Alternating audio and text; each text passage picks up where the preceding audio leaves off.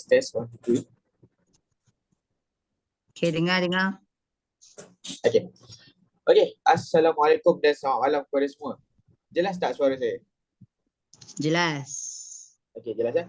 Okay, boleh kita mulakan untuk market outlook kita pada malam ni untuk 9 Oktober tahun 2023.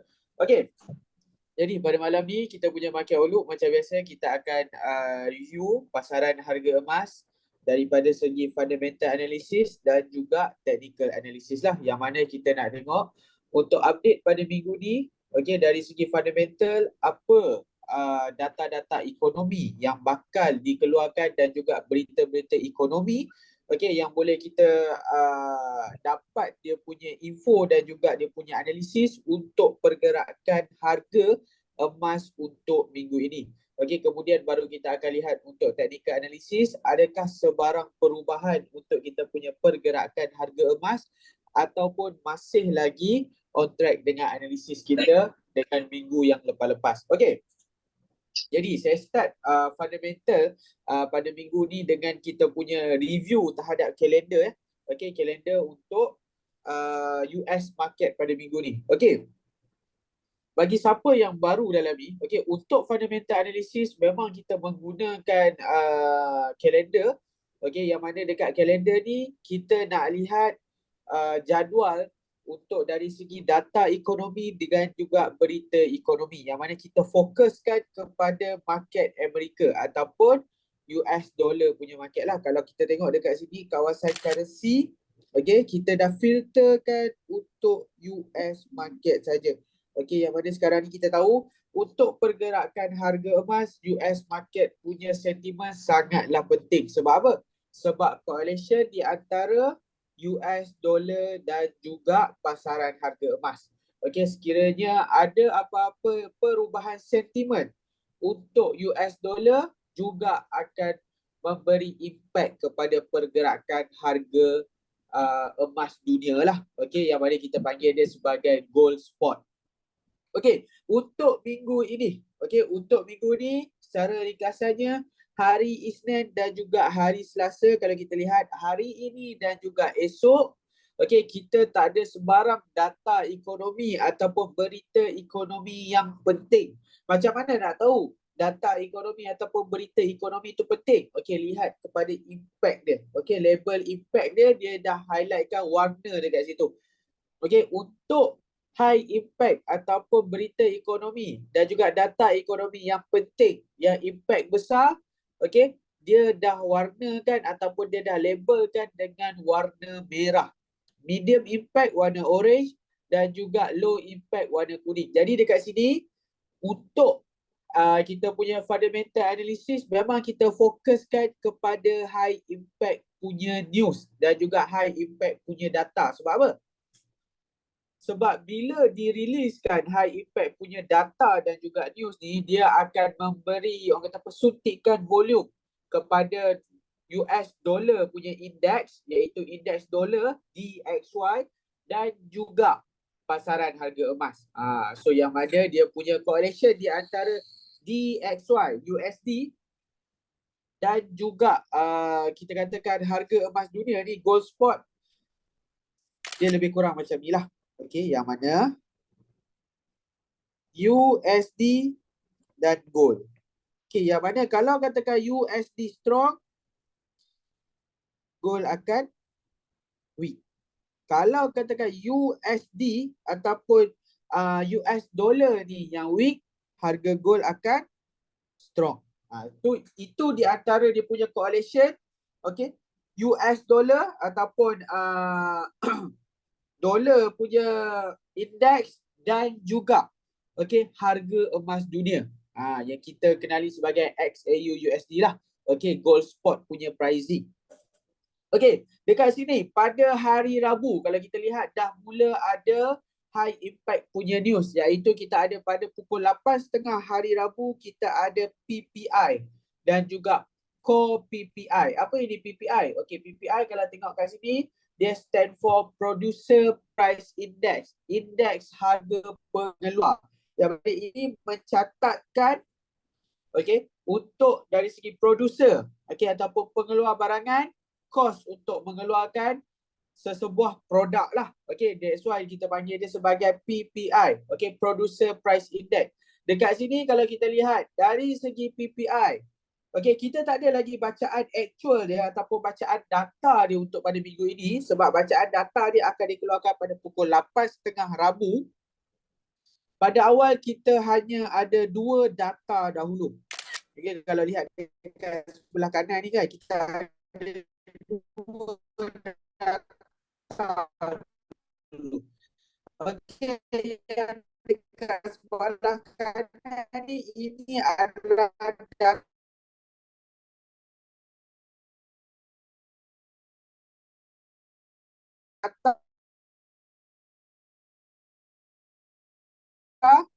last session punya data. Itu yang sebelah kanan. Yang sebelah kiri punya data, yang ini. Maksudnya pukul 8.30 dia orang expect akan keluar data daripada untuk core PPI 0.2%. Sesi yang lepas, sesi yang ini mungkin dikekalkan lagi, iaitu 0.2%. Untuk PPI pula daripada 0.7% previous, minggu ini actual dia target akan jatuh kepada 0.3%. Jadi apa jadi kalau PPI ni merosot? Okey, dia punya impact, jikalau katakan data PPI ni merosot, dia akan memberi impact secara langsung kepada pergerakan dolar, iaitu DXY akan melemah.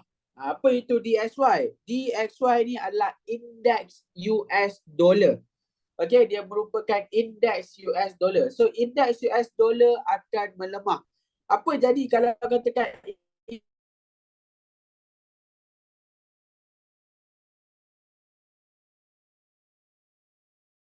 indeks US dollar ni melemah? Itu dia punya correlation di antara dolar dan juga indeks harga emas lah, harga emas dunia. Kemudian kita pergi terus pada hari Rabu, yang mana hari Rabu boleh dikatakan highlight pada minggu ini. Hari Rabu lah, hari Khamis. 12 Oktober kalau tengok dekat sini. 12 Oktober boleh dikatakan highlight pada minggu ni sebab apa? Sebab pada 12 Oktober kita ada news yang penting, iaitu CPI. Tadi PPI, yang ni CPI. Apa itu CPI? CPI adalah short form bagi Consumer Price Index, iaitu indeks harga pengguna. Tadi indeks harga pengeluar, sekarang ni pula indeks harga pengguna.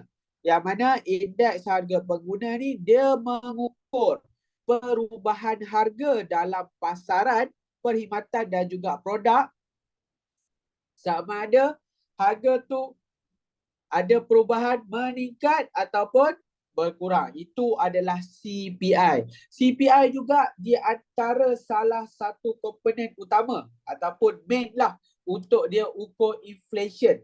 So bila keluar dia data CPI, okay, kita boleh jadikan data CPI tu sebagai data inflasi. Kalau you boleh tengok, CPI year to year itu merupakan data inflasi semasa.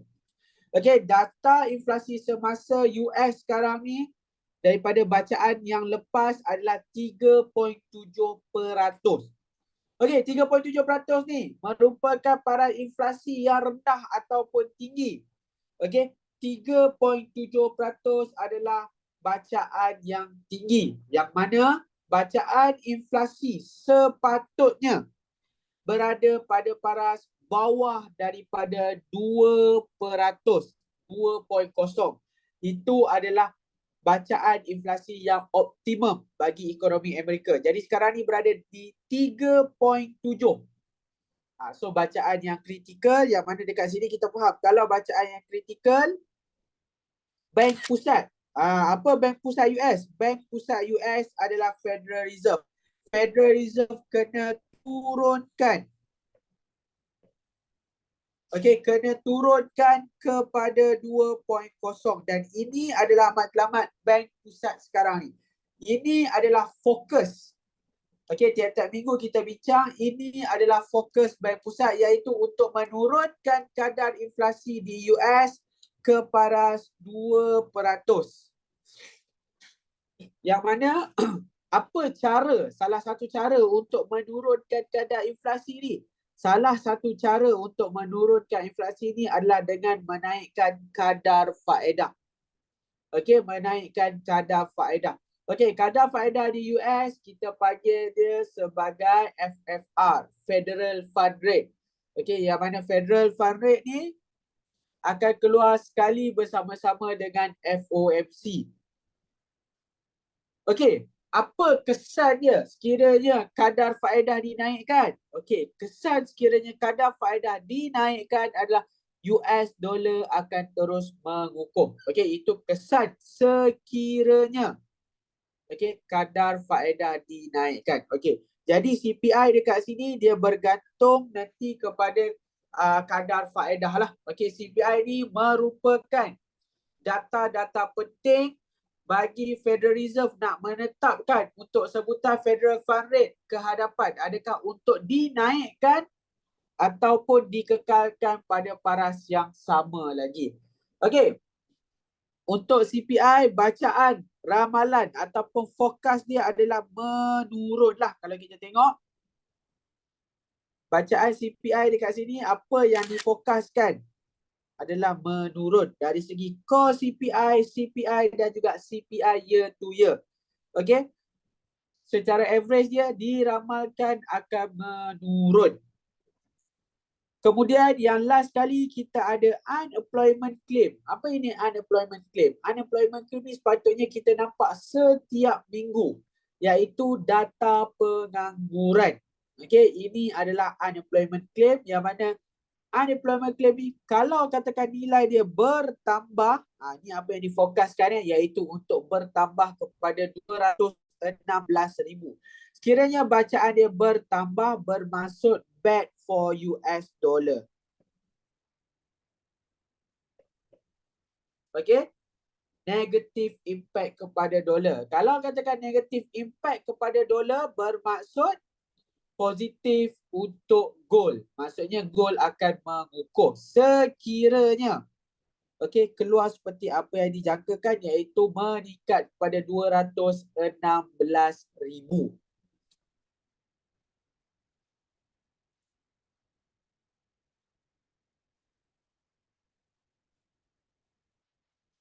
Okey, jadi itu adalah data pada hari Khamis 12 Oktober. Okey, data hari impact yang terakhir sekali adalah unemployment claim. Semuanya akan dirilis pada pukul 8.30. Dan juga kita ada FOMC juga pada pukul 2 pagi. Okey, 2 pagi Khamis kita ada FOMC minute meeting iaitu sebelum dia punya FOMC meeting, dia punya minute akan keluar esok pada pukul 2 pagi lah. Jadi kita boleh teliti lah apa yang dibincangkan ketika FOMC yang lepas secara lebih detail. FOMC meeting ni you boleh access dekat Federal Reserve punya website. Kemudian kita ada pada hari Jumaat, 13 Oktober, kita ada consumer sentiment.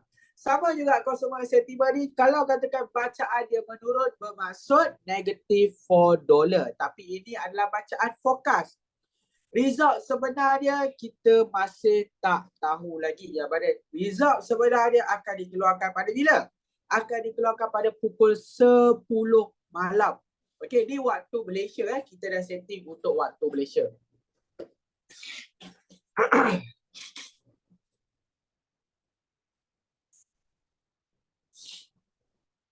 Jadi itu merupakan review kalender kita pada minggu ni. Yang mana sekali lagi saya highlightkan, minggu ni kita akan bagi tumpuan kepada CPI, iaitu Consumer Price Index, bagi kita melihat adakah wujud lagi peningkatan ataupun lonjakan dari segi bacaan inflasi dalam pasaran. Kalau katakan wujud lagi lonjakan dari segi inflasi bermaksud US jauh lagi daripada kejayaan untuk memerangi inflasi. Bermaksud dekat sini dia memberi tekanan kepada bank pusat untuk terus menurunkan kadar inflasi lah.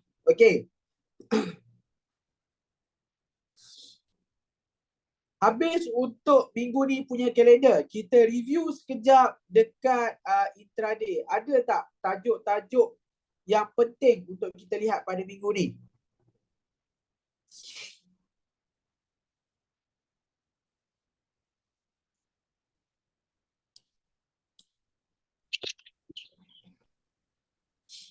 Okey, dekat intraday ni kita tengok untuk ni lah. Okey, kita tengok secara general.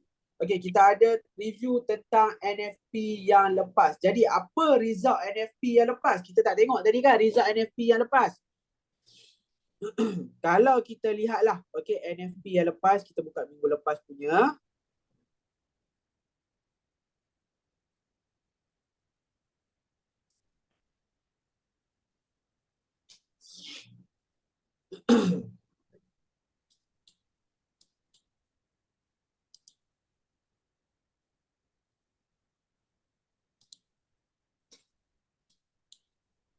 Okey, NFP yang lepas.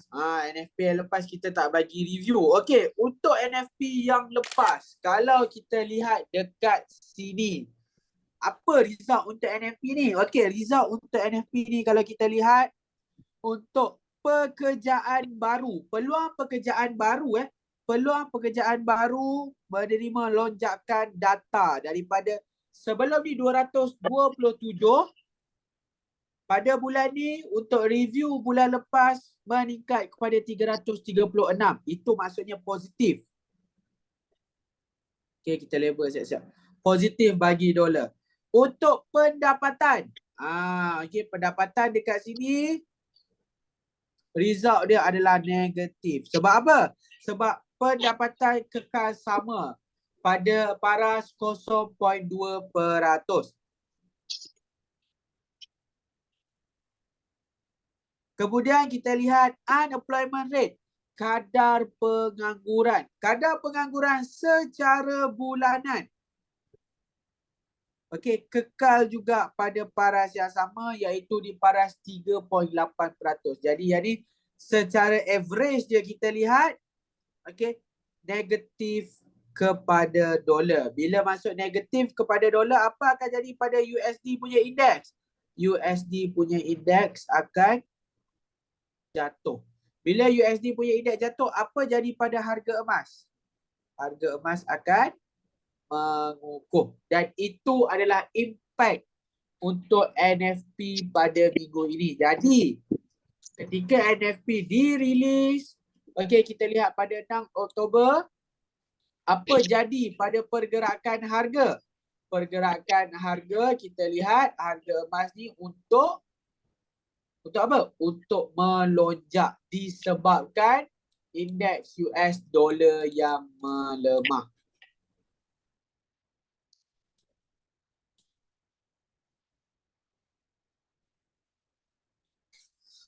Okey, itu adalah NFP yang lepas, yang mana satu saja menunjukkan peningkatan dari segi data iaitu peluang pekerjaan.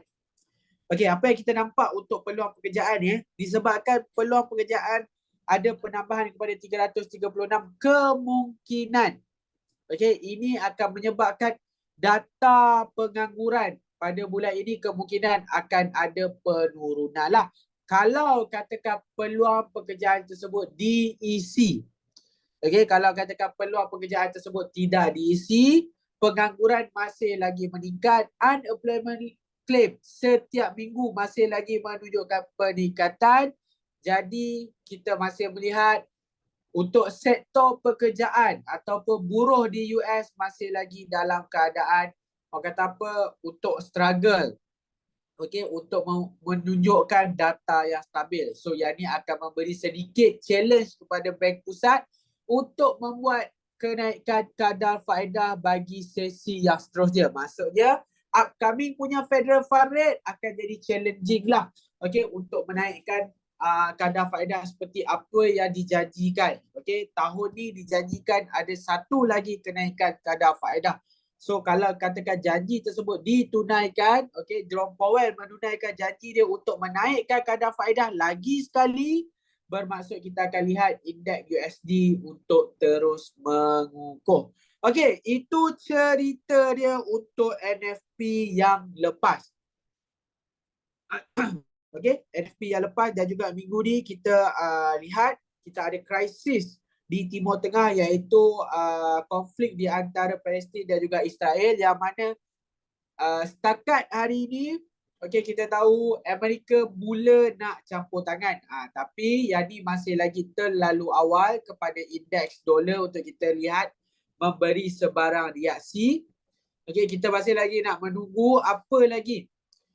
Okey, tindakan-tindakan Amerika ni terhadap konflik ni lah. Kalau katakan dia evolve secara direct, kemungkinan dia akan memberi kesan sedikit okey, dalam ekonomi Amerika.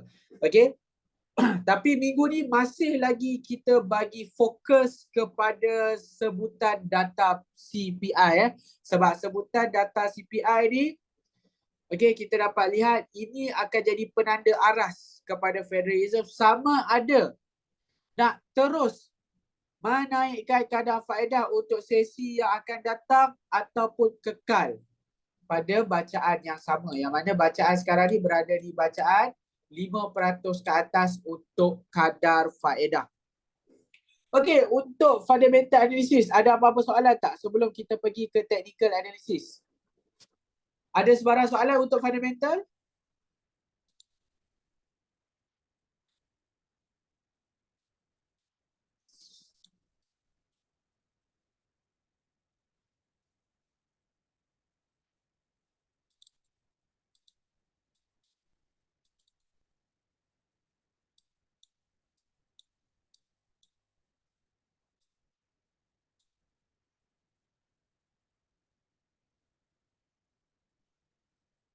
Okey, ada soalan untuk fundamental ataupun boleh kita teruskan ke technical analysis kita pula? Okey, boleh kita teruskan ke technical analysis. Okey. Jadi technical analysis kita akan menggunakan trading view macam biasa. Okey, siapa yang tak tahu trading view ni apa? Okey, trading view ni satu platform untuk kita tengok chart harga emas lah. Okey, kita boleh tengok dekat sini harga emas, kripto, kita nak tengok harga currency, fiat currency, nak tengok harga saham, stok. Okey, nak tengok harga komoditi-komoditi lain, okey seperti minyak. Okey, semuanya ada di TradingView lah. So TradingView ni diibaratkan macam one stop center untuk kita dapatkan chart harga lah. Kalau nak analisis analisis chart je memang trader memang dia akan suggestkan untuk TradingView punya platform ni. Okey, sebab satu dia punya collection data memang sangat banyak lah. So banyak rujukan yang kita ada. Okey, jadi dekat TradingView ni, sekejap kita reload dulu. Kita akan tengok chart harga emas iaitu XAU-USD. Siapa yang masih tak tahu lagi macam mana nak buka chart harga emas, pergi dekat TradingView, you tulis XAU-USD. XAU-USD ni refer kepada gold spot versus US dollar lah. So itu maksud XAU-USD. Jadi siapa tak pernah tengok chart harga emas, dia boleh buka sendiri. Okey, selain daripada tengok dekat LME iaitu London Metal Exchange. Kalau you rasakan chart dekat LME tu macam kecil, okey, macam terlalu simple, okey, boleh pergi dekat TradingView untuk tengok full chart lah.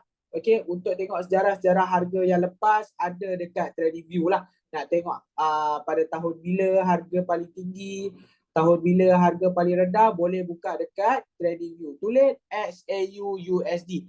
Dan kalau you tulis XAU-USD dekat sini, dia akan bagi you banyak pilihan. So nak ambil yang mana satu? Tak kisah, ambil je yang mana-mana. Tapi yang paling senang ambil yang paling atas lah. Okey, selagi dia refer kepada XAU-USD, you boleh ambil yang mana-mana sajalah. Semuanya merujuk kepada harga emas. Okey, jadi dekat sini kita buka untuk time frame 4 hour. Okey, apa analisis kita untuk time frame 4 hour ni? Sebentar Kita hide dulu.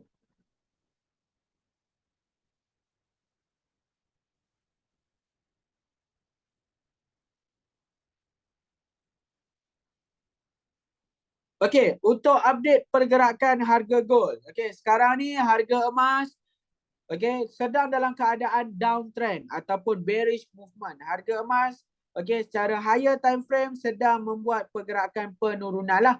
Yang mana kalau kita lihat harga emas setakat dicatatkan pada hari ini 9 Oktober Okey, daripada paras tertinggi dia pada tahun ini iaitu dicatatkan pada bulan Mei, harga emas ni telah turun sebanyak 12% lah. Okey, paras terendah dia dicatatkan iaitu adalah pada 6 Oktober iaitu minggu lepas. Okey, minggu lepas sebelum NFP punya bacaan, itu adalah bacaan terendah harga emas kira-kira di kawasan 1813. Okey, $1,813 per ounce. Ini kena ingat ini adalah dolar per ounce. Okey, USD merujuk kepada dolar per ounce. Kalau you nak lihat harga grammage, okey, boleh tambah G dekat belakang. So dia akan tunjuk harga grammage lah. So harga emas ni telah menyusut sebanyak 12% starting daripada bulan Mei sehingga pada bulan ni lah Oktober. Jadi pada higher time frame you akan nampak pergerakan downtrend untuk harga emas. Jadi untuk bulan ni macam mana? Untuk bulan ni harga emas memang dalam keadaan downtrend. Tadi kita tengok untuk higher time frame iaitu kita tengok time frame tahun ini. Okey, kita nampak downtrend. Kalau kita zoom in tengok secara bulanan juga dalam keadaan downtrend. Yang mana downtrend tu starting pada bila? Downtrend tersebut telah start pada bulan 9 dan sekarang masuk pada bulan 10 Oktober juga masih lagi kita nampak keadaan downtrend.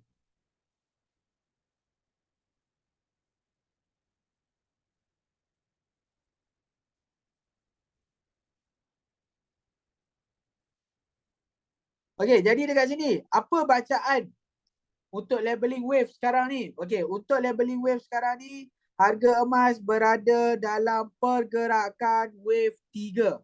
Okey, ingat wave 3. Iaitu wave 3 dia ada invalidation level. Ini untuk alternate counting yang pertama.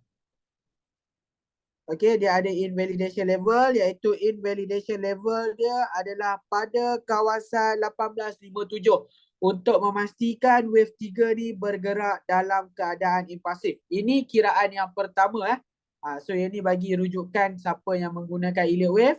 Okey, kiraan yang pertama iaitu subwave bagi wave 3 masih lagi dalam mode keadaan impulsif. Yang mana ini kita panggil impulsif kategori 2 lah, iaitu dia punya wave 4. Okey, membuat deep retracement. Walaupun membuat deep retracement masih lagi belum masuk ke kawasan ataupun teritori wave 2. Jadi dekat situ masih lagi mengekalkan mode impulsif. Kalau katakan dia masuk ke dalam teritori wave 2, okey, harga naik lagi melepasi 1857 bermaksud dia menjadi diagonal lah.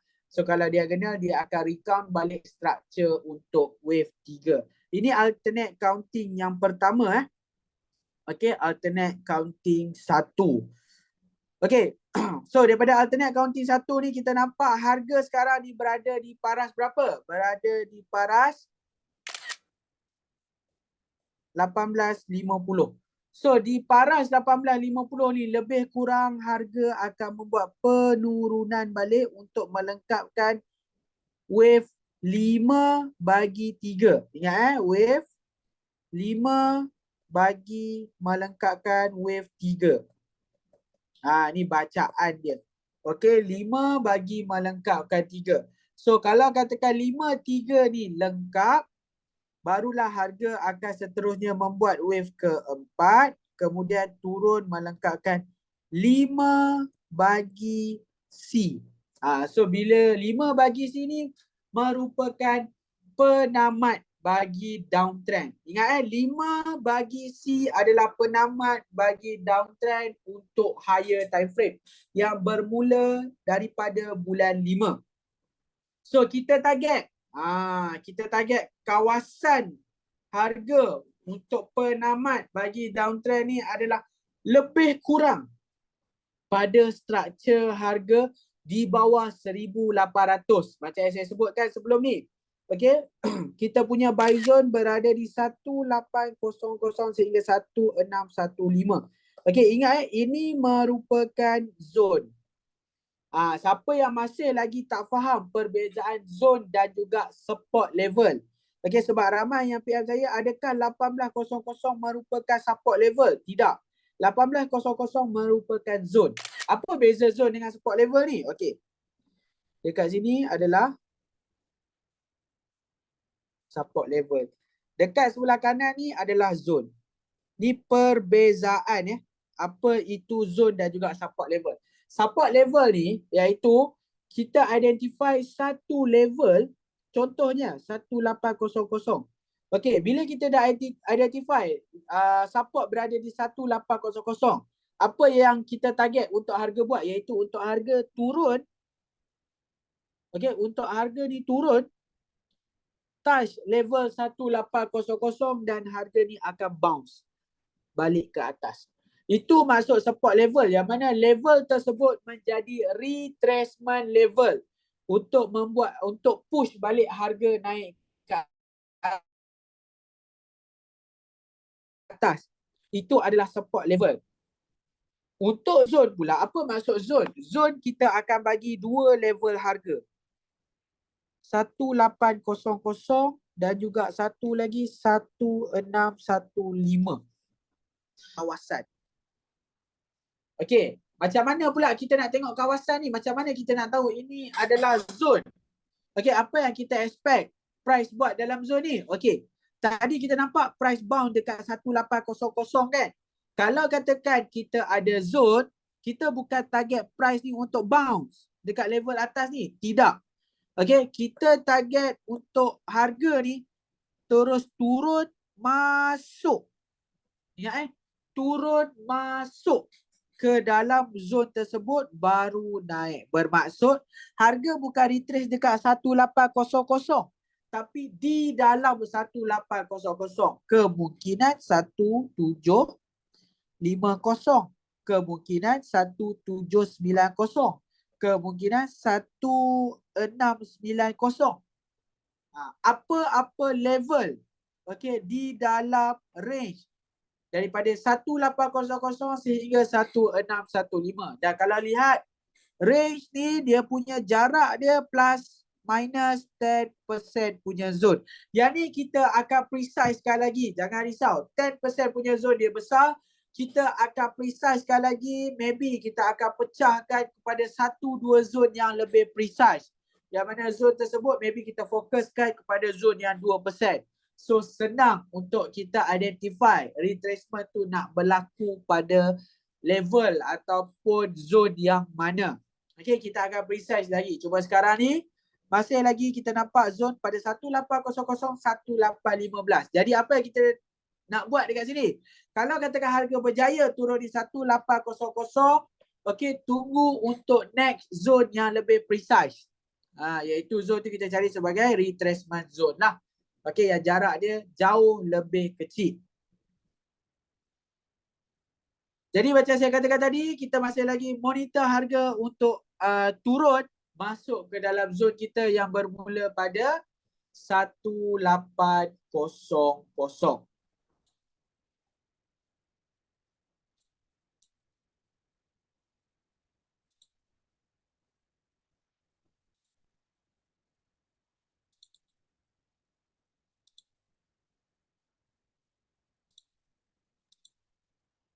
Naik, boleh tanya?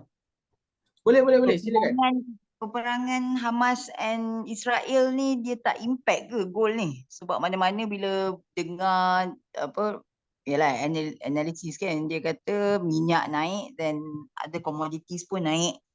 So jadinya dia expecting gold to increase lah. So what do you have to say about this?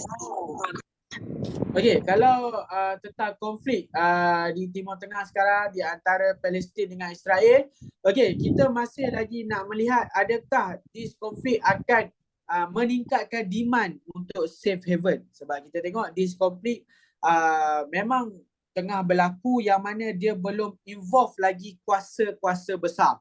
Okey, maksudnya kuasa-kuasa besar yang kita rujukkan dekat sini adalah US tu sendirilah, yang mana kalau kita tengok update terbaru, US dalam perjalanan nak hantar bantuan ketenteraan, tapi masih belum confirm lagi adakah US akan terus support dari segi ketenteraan terhadap Israel ni lah. Okey, kalau katakan support, kemungkinan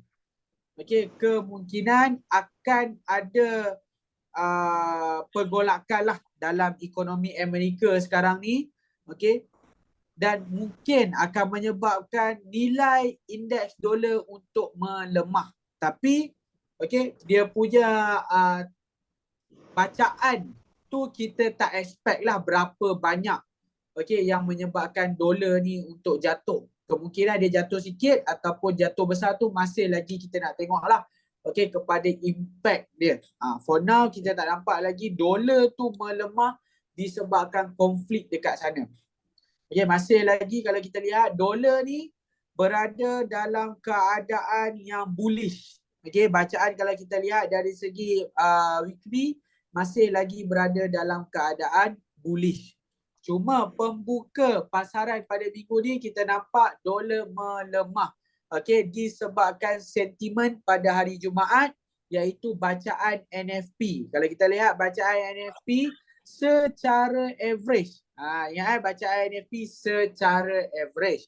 Bacaan NFP secara average menunjukkan orang kata apa, impact yang negatif lah kepada pasaran pekerjaan di sana, yang mana menunjukkan kadar pendapatan dan juga kadar pengangguran tidak mengalami sebarang perubahan yang positif. Hanya peluang pekerjaan sahaja yang meningkat. Dapat tak? Masih terlalu awal lagi untuk kita jangkakan impact terhadap ekonomi Amerika. Sebab kita masih belum tengok campur tangan kuasa besar. Kalau ada campur tangan kuasa besar, maybe dia akan wujudkan panik dalam pasaran dan menyebabkan harga emas ni untuk terus naik lah. Yang tu kita punya analisis awal. Tapi for now masih belum ada campur tangan kuasa besar lah.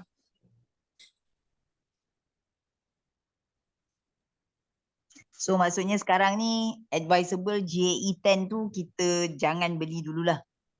Kita tunggu harga 1800. Yes, 1800 yang masih lagi saya bias lah.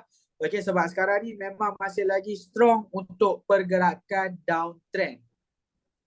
So memang kita nak monitor dulu untuk dapat the better price. Kalau kita tengok sekarang ni, kita kalau beli sekarang berada di paras 1850 adalah kita beli di kawasan price breakout. Yang mana price breakout ni hanya pada minor time frame.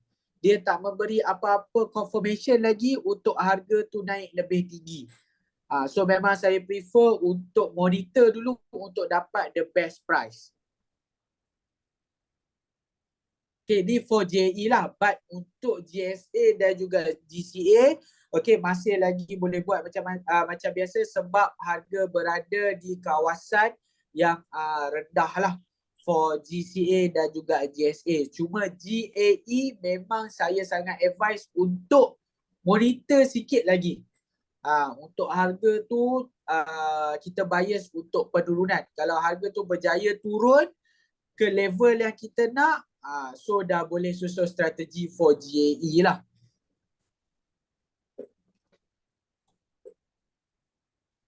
Dapat tak? So ni alternate yang pertama lah, which is kita ada the next alternate counting.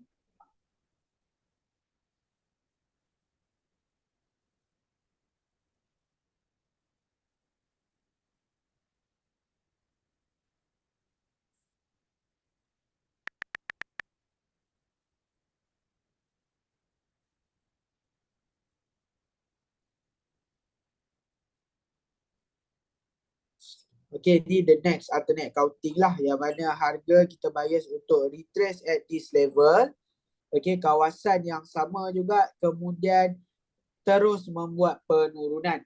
Iaitu di kawasan lebih kurang dekat sini yang kita target. Di kawasan 1850, 1860 ataupun 1870. Harga akan membuat retracement untuk subwave 2. Kemudian harga akan continue buat balik pergerakan downtrend. Zone masih lagi sama, iaitu zone di paras 1800 ke bawah. Kedua-dua alternate counting masih lagi sama lah, iaitu bias untuk harga turun ke paras 1800. Okay, ni labeling untuk alternate counting yang kedua lah.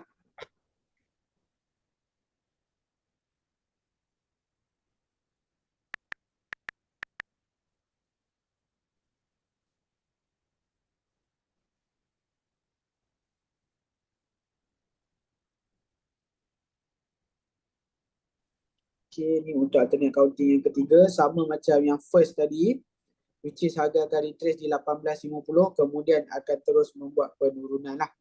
Okay, penurunan kita target harga akan tamat maybe di kawasan bawah 1800. Macam saya katakan tadi, 1800 adalah satu zon. Okay, 1800 adalah satu zon.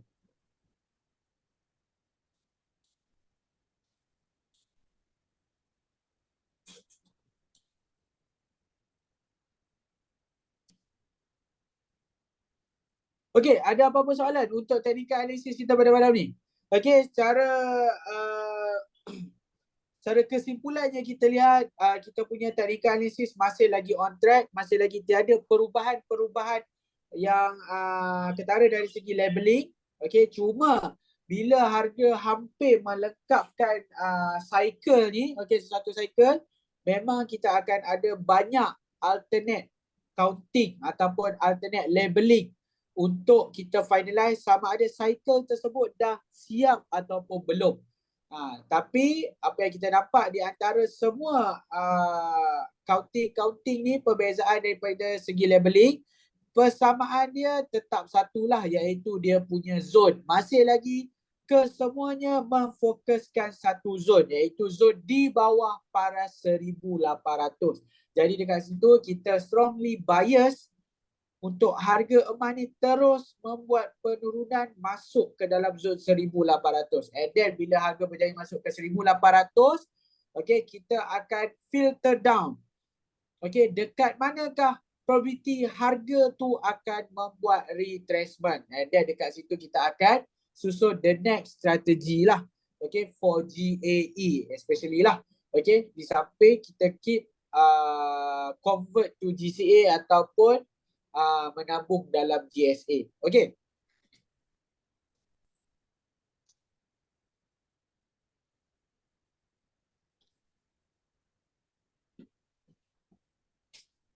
Okey, ada apa-apa soalan lagi untuk technical analysis kita pada malam ini?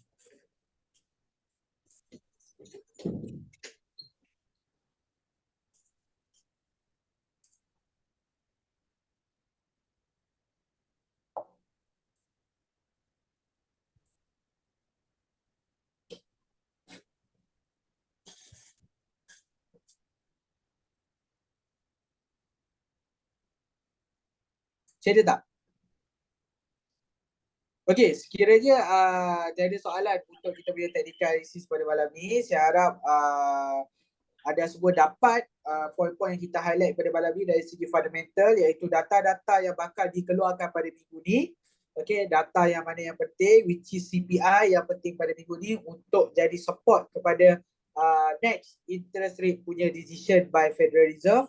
Dan juga untuk dari segi technical analysis, okey, yang mana kita dapat masih lagi kita strongly bias untuk harga masuk ataupun terus turun masuk ke dalam zone yang kita highlightkan, iaitu 1800 sehingga 1615 lah.